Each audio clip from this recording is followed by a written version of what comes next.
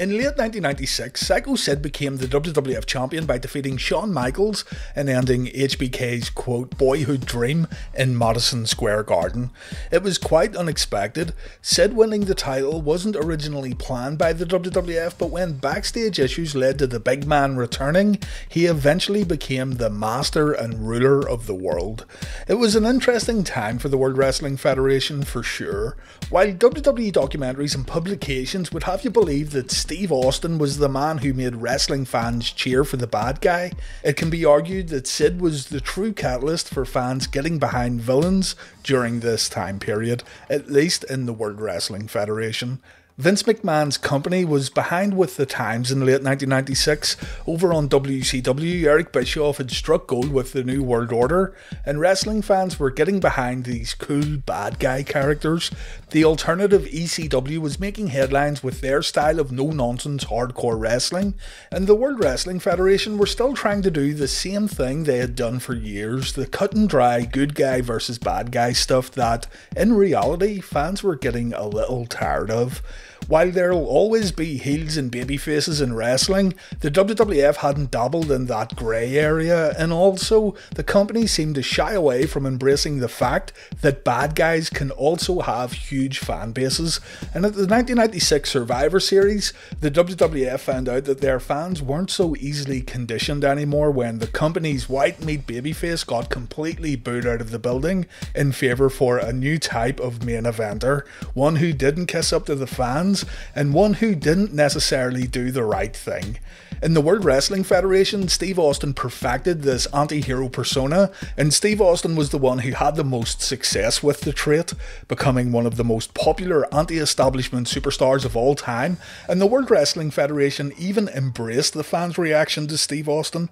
But when fans got behind Sycho Sid, the WWF were seemingly caught off guard. This video will take a look at Sycho Sid's WWF Championship runs during late 1996 and early 1997. Sid was brought back to the WWF when the Ultimate Warrior was fired for no-showing events.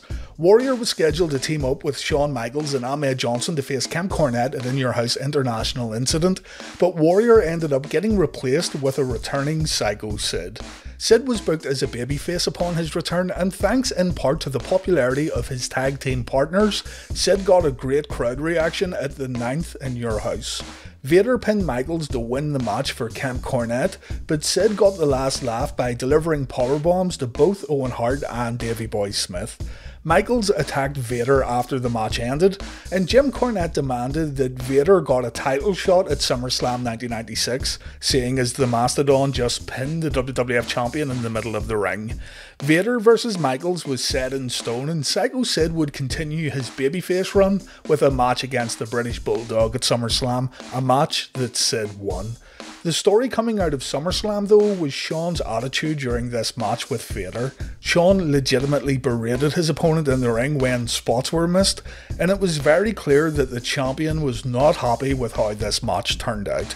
It's been reported that this SummerSlam match was supposed to be the beginning of a series of matches between Vader and Michaels that would eventually lead to Vader winning the WWF Championship at Survivor Series, and Jim Cornette has said that Shawn Michaels complained so much about Vader backstage that the big man got his title run taken away from him. With all this reported backstage heat going on, Vince McMahon would need to put another competitor in the WWF title match at Survivor Series, and Vince McMahon decided that Sycho Sid would be a fitting replacement. If you watch the SummerSlam 96 title match though, you can tell that the Vader versus Michaels rivalry was supposed to continue on. It's a very inconclusive bout with multiple restarts, and Vader was absolutely Shawn's most dangerous challenger up to that point. It's a real shame that Vader didn't get his WWF title run, but sure, let's move on. Two pay-per-views would take place before Survivor Series, In Your House Mind Games and In Your House Buried Alive. Sid wrestled Vader on both shows. The former was a dark match while the latter was shown on pay-per-view. The match at Buried Alive was for a shot at the WWF title at Survivor Series, and Sid won the bout after delivering a chokeslam to Vader. Shawn Michaels congratulated Sid after the bout, and then Sid had a backstage interview. Jim Ross reminded Sid that he turned his back on HBK back in 1995 and Sid hit Shawn with multiple powerbombs, and Jim asked Sid if he would be willing to destroy Michaels again in order to claim the championship. Sid said he would. Sid said he'll do whatever it takes to fulfill his destiny. Jerry Lawler and Vince McMahon pondered over Sid's statement afterwards, unsure if this Sid was the same guy who totally wrecked Shawn Michaels the year prior. During Shawn's 1996 title run, his pay-per-view opponents were always quite cut and dry when it came to their overall position with WWF fans. It was always the classic white meat babyface versus a no-good villain. Shawn's status with WWF fans was never really in question because he always went up against the WWF's biggest bad guys, and so Shawn was pretty much protected in terms of his popularity.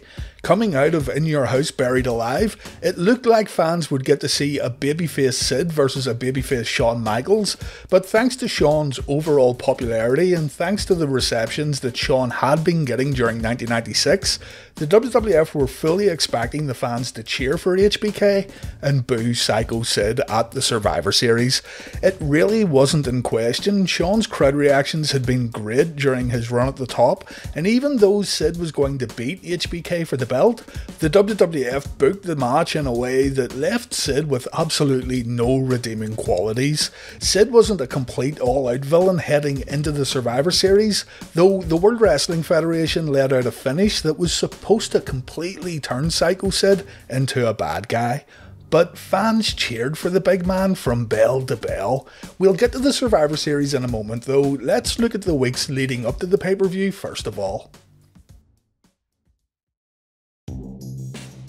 The night following In Your House, Sid opened up Raw with a match against Owen Hart. Shawn Michaels came to the aid of Sid when Davey Boy Smith got involved, and after taking out Owen and Bulldog, HBK and Sid shook hands. Nothing was out of place. The following week, Shawn had a match with Davey Boy Smith and Owen got involved. This led to Sid saving HBK during the fight, but Sid accidentally elbowed Michaels in the back. The two men started bickering, but they were interrupted by Owen Hart challenging both men to a tag team match, a match that Sid and Shawn accepted. Before the tag team match though, Sid and Shawn had an in-ring promo with Jim Ross, and it was here when Sid started to come across as more of a heel. Shawn said he brought Sid back to the WWF even though he powerbombed him multiple times in 1995 because Sid was his friend, but Sid wasn't really agreeing with Shawn here. Sid said that he's the favourite to win the WWF Championship at Survivor Series because of his size and ability, but Shawn says that it's Sid's abilities that will be his downfall during their title match. HBK then said that in the ring, Sid isn't in the same league as Shawn Michaels, and Sid agreed. Sid said he isn't in the same league as HBK because HBK is in the Little League. The two men begin pushing each other around before Camp Cornette shows up, and Jim Cornette gets a jab into Shawn Michaels by announcing that Vader was supposed to be in the main event at Survivor Series and not Sycho Sid. A brawl breaks out and Owen Hart hits Sid across the back with a steel chair. Shawn takes the chair away from Owen, but Sid thinks it was HBK who hit him. Officials then have to break the two men up as the segment comes to an end. The tag team match took place the following week and things were going fine initially. HBK and Sid functioned well as a team. Towards the end of the bout, Shawn accidentally hit Sid with Sweet Chin Music, and Owen and Davey took this opportunity to beat up their opponents, leaving Shawn and Sid out cold in the middle of the ring. HBK and Sid had to get separated backstage as Raw continued. Kevin Kelly was able to get interviews with both men later on. Sid flat out said that he doesn't care if the super kick was a mistake. There'll be no mistakes inside Madison Square Garden at the Survivor Series. Shawn says the super kick may have been a mistake, but it still knocked Sid out cold. And at Survivor Series, the same thing is going to happen again. HBK says that he wants Sid's respect, and at the pay-per-view, Shawn Michaels will beat that respect into Sycho Sid. The New York wrestling audience has a certain reputation. They aren't afraid of letting wrestlers know who they like and who they don't. And at the Survivor Series, the fans let Shawn Michaels know that they were tired of his boyhood dream title run. Sid comes to the ring and he gets a great ovation from Madison Square Garden, something that Vince McMahon and the World Wrestling Federation weren't prepared for, and you can tell this by Vince's commentary throughout the match. Watching this on TV, Vince was telling us one thing while the fans were telling us another, and we can only imagine the negative reaction Shawn Michaels would have received had he won this WWF title match. The crowd cheered for Sid from bell to bell, and Vince had hoped that a spot where Sid attacks Jose Lothario would solidify Sid as the most evil person in the world. But fans also cheered when Jose got wiped out with a television camera. The WWF had pushed and pushed the white meat babyface Shawn Michaels for months and months, and quite simply, fans were sick of it. And even though Vince McMahon wanted fans to feel sympathy for Shawn, they really couldn't care less. Sid was now on top. He was booked as a bad guy, but the fans still cheered for him. So the World Wrestling Federation now had a problem. It would be interesting to see how the company would deal with this in the weeks that followed. The next night on Raw, Vince McMahon took some time to explain to the fans at home what happened last night. Again, trying to get sympathy for Shawn Michaels, Vince even said that Shawn was a, quote, real man's man for trying to help Jose Lothario at Survivor Series instead of retaining the WWF Championship. Sid cut a promo to end Raw and two announcements were made. Shawn Michaels would get a rematch in the future, and Sid's next opponent on pay-per-view would be Bret Hart, a fan favourite who had just returned at the Survivor Series to much fanfare. The WWF were doing all they could to get fans to boo Sid, but they still cheered. And because the World Wrestling Federation were continuing to fail at reading their audience when it came to guys like Bret Hart and Steve Austin, Sid was again cheered at In Your House It's Time, where Sid successfully defended his WWF Championship. Bret Hart was slowly falling out of favour with WWF fans because of his righteous stance on justice. Just like Shawn Michaels and the WWF as a whole, fans were tired of the same old stuff, and while Bret was still trying to be the babyface he always was, fans were becoming more enamoured with Bret's main rival at the time, Stone Cold Steve Austin. So you have all these different characters trying to play their given roles, but the fans were just flipping everything upside down. And you know what else? It was actually great at the time. The landscape of wrestling was changing as each week went on, and when a wrestler embraced their new status, it always gave good results. The problem with Sycho Sid though, even though the fans wanted to cheer for him, the WWF still done everything to make fans boo him.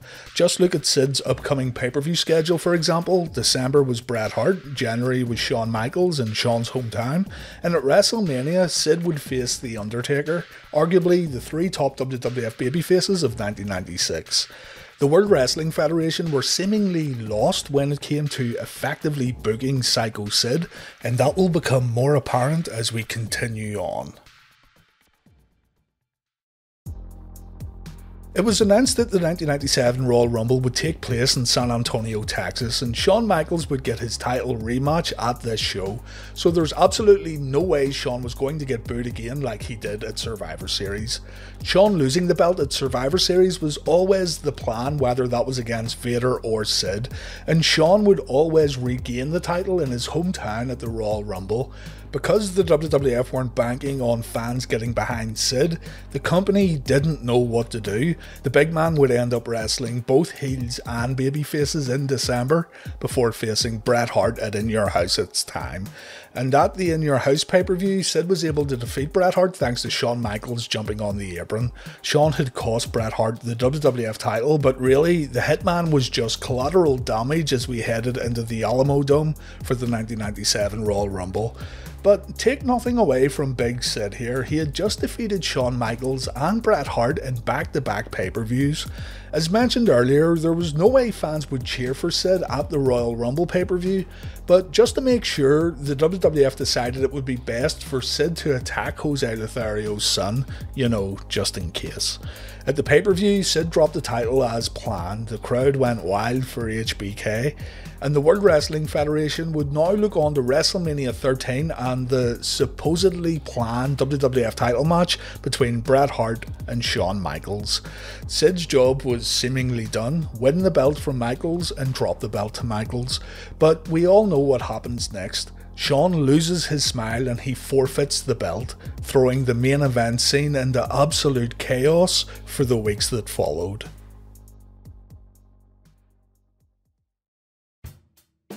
Because of Steve Austin's controversial Royal Rumble victory, a Final Four match was booked for In Your House in February. The winner of the Final Four match would get a shot at the World Wrestling Federation title, but because Shawn had forfeited the gold, it was decided that the winner of the Final Four would become the new WWF Champion.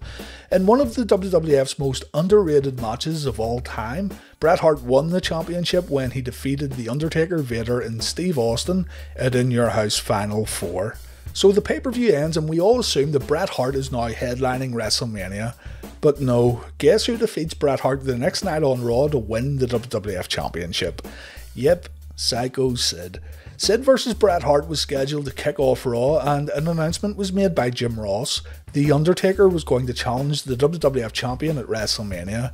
And what you have to remember here is that the WWF title had never changed hands on Raw before, and smart fans didn't expect the belt to change hands on Raw either, but it did. Steve Austin ran in before the match could begin and Stone Cold ended up attacking both men. Stone Cold done some damage to Sid's leg, and so the match was postponed. Bret vs Sid was rescheduled a little later, but again Steve Austin showed up backstage and he attacked the Hitman.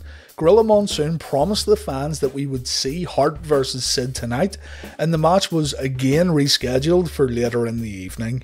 Stone Cold just couldn't stay away. Austin hit Bret with a steel chair while the Hitman had the sharpshooter locked in. Sid hit the powerbomb and Sid became champion once again. Immediately after the match, The Undertaker showed up, and it was announced on commentary that Sid vs Undertaker was now official for WrestleMania 13. Bret Hart, meanwhile, would continue his rivalry with Stone Cold Steve Austin.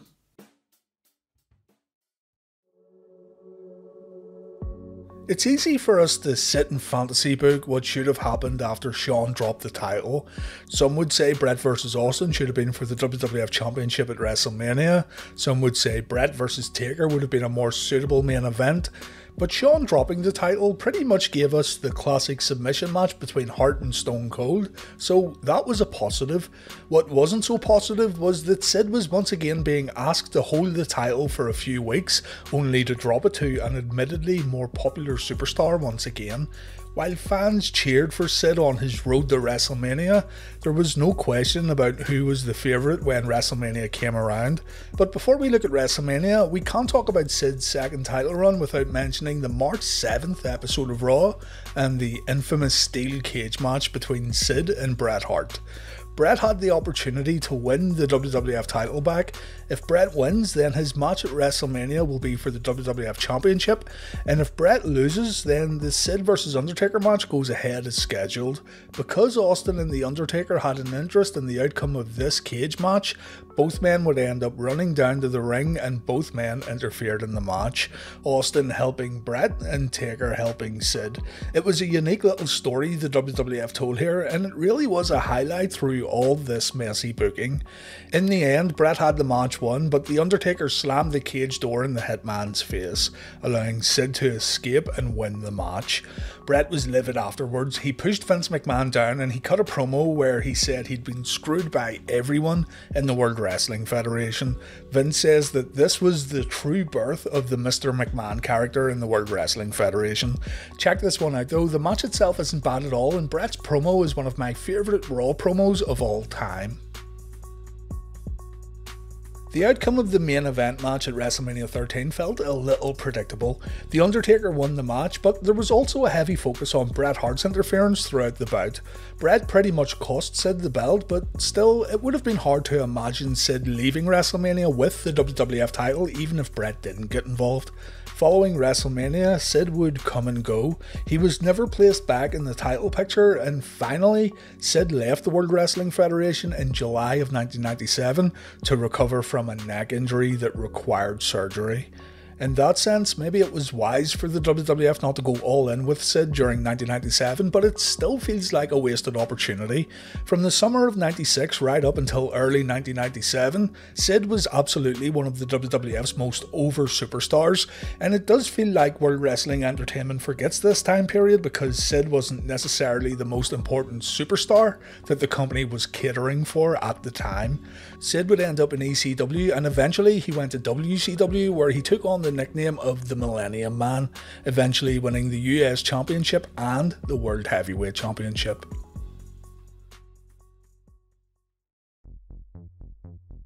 Watching this all back again, it really feels like Sid was just stuck in the middle of other people's rivalries. Bret versus Shawn, Bret versus Austin, even Shawn versus Vader. Sid's time with the company also feels like an incredible wasted opportunity here to build up another true cornerstone superstar of the WWF, but the messy situation with the WWF Championship and really the messy situation with Shawn Michaels led to Sid's title runs being nothing more than transitional. No one is going to say that Sid was a better in-ring performer than the likes of Hart, Michaels and The Undertaker, but that really wasn't important at the time. Fans were more invested in getting behind the anti-heroes, and fans really did get behind Sycho Sid. He broke the babyface run of Shawn Michaels in half, he beat Bret Hart the next month, he retained his popularity after facing Michaels in his hometown, and he again defeated the Hitman to regain the WWF Championship. That's a hell of a lot of big accomplishments. Putting Sid against The Undertaker at WrestleMania though was only going to result in one thing. Fans weren't going to turn their backs on the Phenom, and so it really felt like Sid's momentum came to a screeching halt in Chicago. Along with this, the WWF were confused with what to do with Sycho Sid. Maybe there was more going on backstage, or maybe Sid's overall commitment to the company could have been a problem, as reported with his previous runs. But it is a shame that Sid's run ended the way it did, and it's a shame it's pretty much all but forgotten too. Thanks very much for watching, and take care.